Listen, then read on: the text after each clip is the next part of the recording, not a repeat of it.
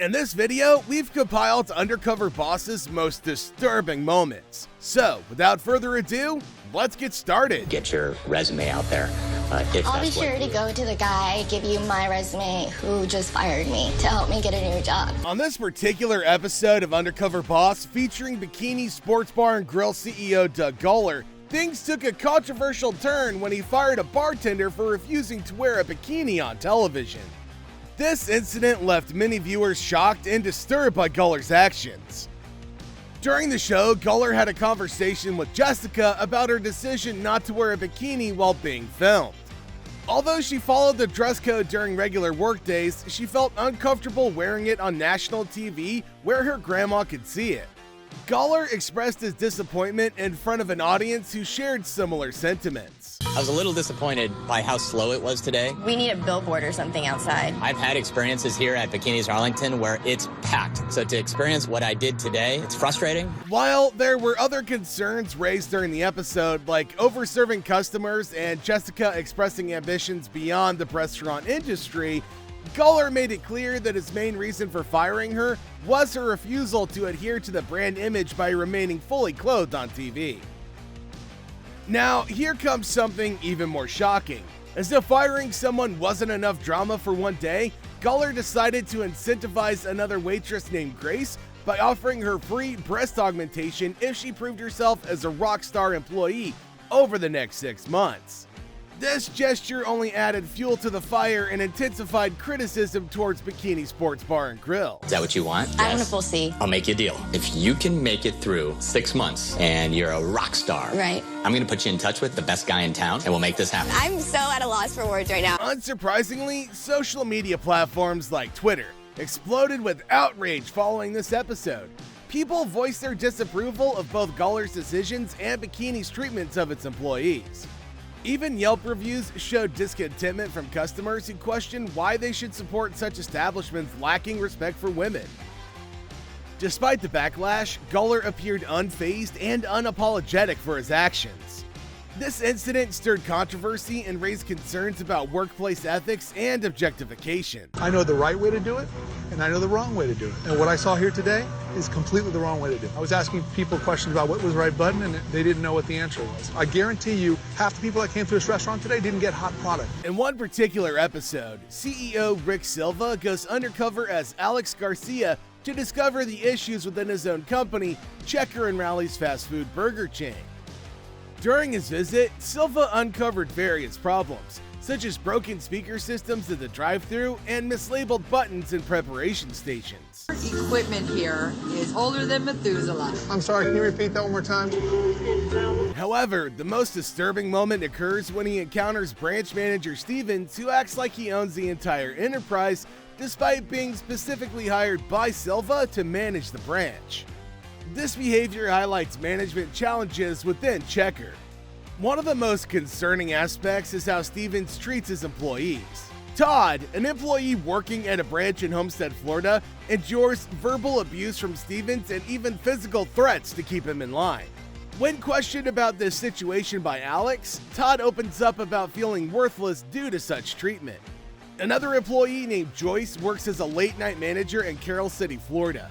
She operates with high energy levels but also shares her struggles outside of work, having lost both parents to alcohol-related issues and her brother to AIDS within 6 months. These personal hardships add another layer of distressing elements surrounding the workplace environment. Finally, Joanna works on the sandwich board in Mobile, Alabama, the birthplace of Checkers, and excels with her speed and accuracy. The fear expressed by Silva during his apprenticeship was losing her talent to competition due to inadequate incentives for crew members. It was enlightening to see her perspective on the incentive structure. And what she allowed me to realize is we may not have a compensation program that takes into consideration the Johannas of the world. Silva takes immediate action after witnessing these disturbing moments firsthand. He confronts Stevens for his disrespectful conduct towards employees and ultimately shuts down the struggling branch on the spot, an extraordinary measure taken for necessary change. While it's commendable that Silva takes steps to rectify the issues exposed during his undercover experience, it's concerning that such problems existed in the first place. The episode serves as a reminder that even successful companies can have significant management challenges, and it highlights the importance of addressing those issues for both employee well-being and overall company success. As the head of TaylorMade Golf Company, Mark King is a unique CEO known for his straightforwardness. During his appearance on Undercover Boss, he faced a disturbing moment that revealed his true identity to an employee named Teresa. Mark, going undercover as Al Banner, started by working in quality control at a factory producing golf balls in Westminster, South Carolina. There, he met Kaylee, a diligent quality control auditor who inspects thousands of golf balls daily. While Al struggled with the tasks due to poor eyesight, he learned about Kaylee's challenging upbringing and her dream of owning a new house. The only thing it does stink is can be really, really stressful because there's not anybody higher than me here now, so I don't have anyone to go to. Next up was Piedmont, South Carolina, at a return center for footwear and apparel where Al worked with Teresa, the return supervisor. He discovered that returned shoes were being cut and thrown away. A shocking revelation indeed. During their break time chat, Teresa flirted with Al and shared personal details about her life plans while unaware of his real identity. They're still usable. I feel horrible about how wasteful it is. Sometimes I suggest, hey, I know this children's home. I know this women's shelter. I don't want to just throw away these shoes. I don't want to just throw away these clothes. Somebody needs them. It was during this intimate conversation that Al decided to break cover and reveal himself as Mark King, the CEO she's been interacting with unknowingly. This unexpected revelation created quite an unsettling yet stimulating moment for both Mark and Teresa. I'm Mark King. I'm the CEO of TaylorMade. The Undercover Boss episode, featuring Popeye's Louisiana Kitchen's Chief Talent Officer Lynn Zapponi, had its fair share of eye-opening moments. While the show aimed to shed light on the challenges faced by restaurant employees, one particular moment stood out as the most disturbing.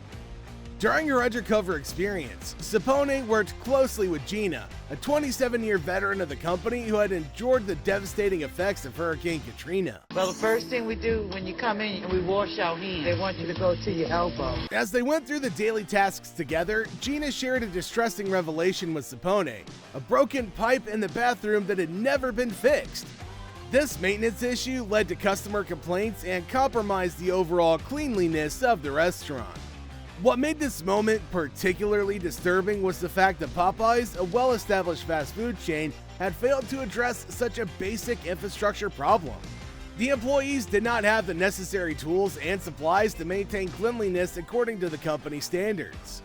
It was disheartening to learn that a restaurant known for its flavorful food had neglected an essential aspect of its operations, potentially jeopardizing the health and satisfaction of its customers. I'm responsible for all the cleaning inside the building. That sounds like a lot of responsibility, a lot of ground for you to cover. To be a maintenance man, everybody thinks it's the lowest part of the totem pole, but actually it's the heart of the restaurant, because if your restaurant ain't clean, you're going to lose business. Fortunately, this Undercover Boss episode didn't leave the issue unresolved.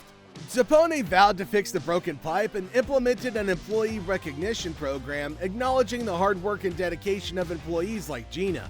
However, this disturbing moment served as a stark reminder of the challenges faced by workers in the fast food industry and the responsibility that companies have to ensure a safe and sanitary workplace. Having to clean the restaurant without the right sanitizer, that's crazy. That was crazy. I want you to know that you are going to have all the tools you need in that restaurant. The CEO of Philly Pretzel Factory, Dan Dizio, was left in tears after discovering the dire financial situation of one of his employees, Bill, and his wife, Donna.